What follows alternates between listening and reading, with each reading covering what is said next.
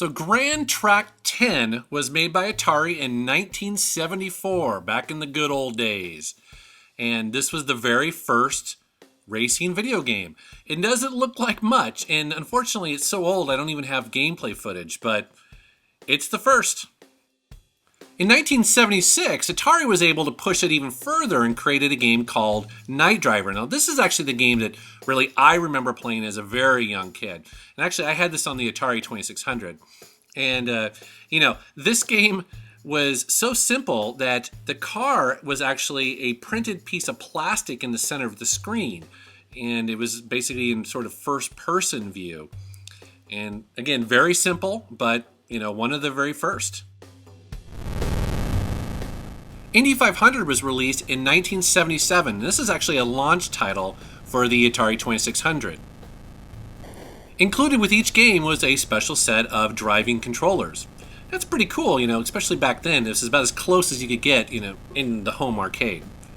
Now, you may wonder why I'm not actually racing any particular person. That's because, unfortunately, I didn't have a friend to grab here, and this game didn't actually have any computer-controlled opponents, and so I'm basically running practice runs here.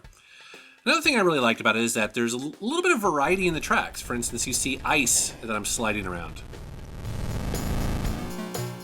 Rally X was released in 1980 by Namco and actually runs on the Pac-Man hardware. This was the first game to ever feature a bonus round, believe it or not. It was also the first game to feature background music. Sega released the game Turbo in 1981 and changed the driving genre forever. Now, several games at the time were trying to emulate driving for the player. They would include things like a steering wheel or maybe a gas or brake pedal. But what was really cool about Turbo, actually, is that it included a semi-enclosed cockpit for you to sit in for the first time. It was actually pretty amazing. It was also the first game to feature the now common third-person perspective, or, the rear view, right behind the racer format. So in 1982, a ton of gamers like myself were playing the awesome Pole Position. This is another game that, doesn't necessarily hold up very well today, but back in 1982, these graphics were shockingly realistic, and this was super fast to play, super fun. This is a total classic. As a matter of fact, this game was so popular, it was actually featured in the music video for Judas Priest's Free Will Burnin'. Oh yeah, I love that song. And it actually even had its own Saturday morning cartoon. In 1983, Activision released Enduro for the Atari 2600, and this is considered another classic. This is all about endurance. The object of the race is to pass a certain amount of cars each day. Doing so will allow the player to continue racing until the next day. The driver must avoid other racers and pass, I believe it's 200 cars on the first day and 300 on each additional day. You notice here there's even different weather effects and night and day. It was pretty cool at the time.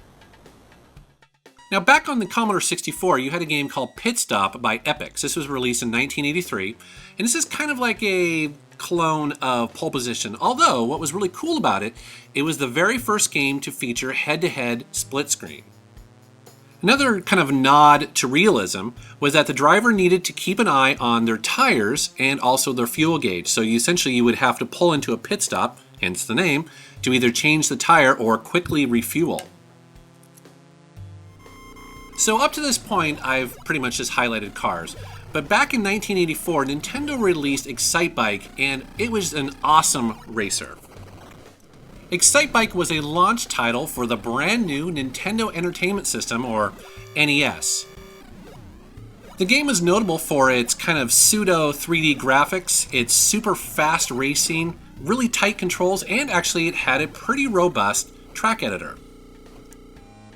Now, a personal favorite of mine on the Commodore 64 was Buggy Boy, released in 1985 by Tatsumi. This is a port of an arcade game, and actually the Commodore 64 port was pretty warmly well received by the video game press, and it actually became one of the most popular racers on that platform. However, the original arcade version of it had a cockpit, and what was really cool about it is that it had a panoramic 3-screen display.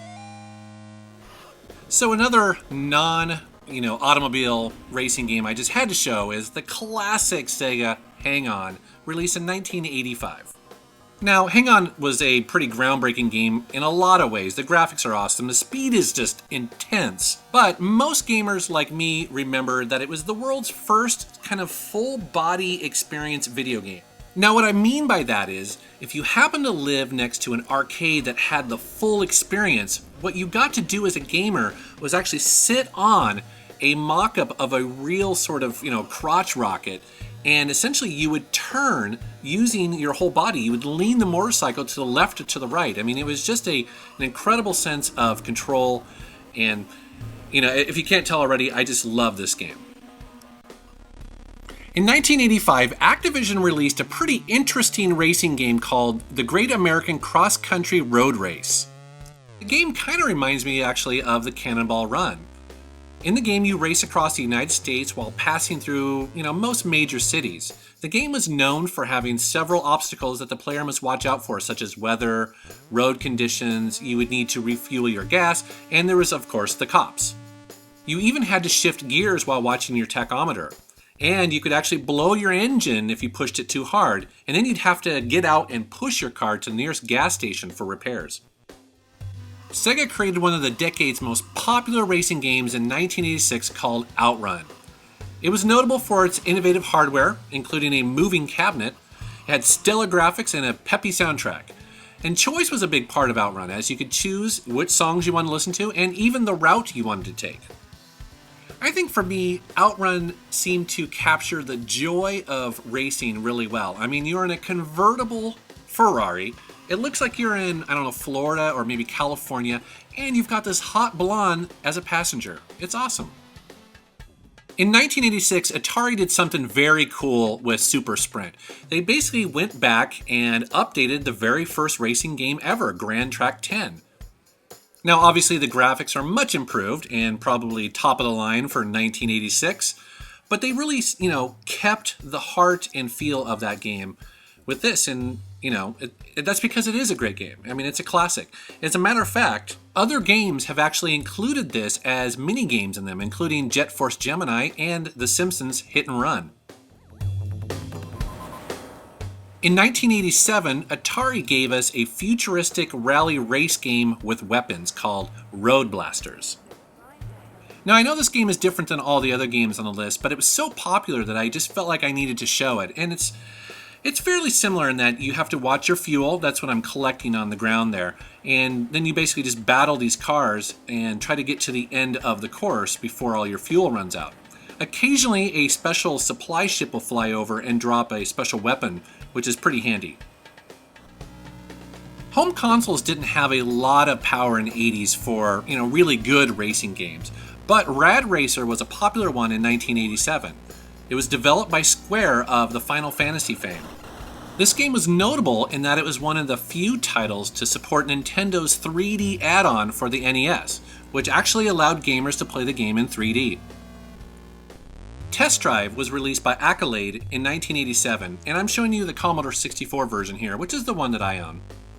Now, at the time, this was supposed to be kind of like a simulator, and so I thought it was pretty cool because it allowed you to actually choose to drive a Lamborghini Countach, which is my favorite, a Ferrari, a Lotus, a Porsche, or even a Corvette. Now, what you're watching here is the poor Commodore 64 desperately trying to pump out some real kind of 3D graphics, but man, you can tell the frame rate's just terrible. But at the time, it was pretty groundbreaking.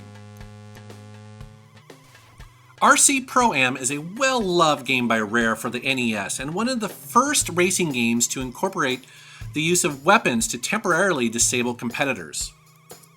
The missiles, bombs, and more that are in RC Pro-Am were later replicated in such 1990s hits as Revolt, Rock and Roll Racing, and yes, even Mario Kart. It all started here. Chase HQ, released by Taito in 1988, was another game I just had to include in here, even though it's a little bit different than some of the others. In this game, you play as a cop chasing down 6 different villains. This game was such a huge success worldwide that it was eventually ported over to 15 different home computers and consoles. And now we come to my final game, which is called Hard Driving.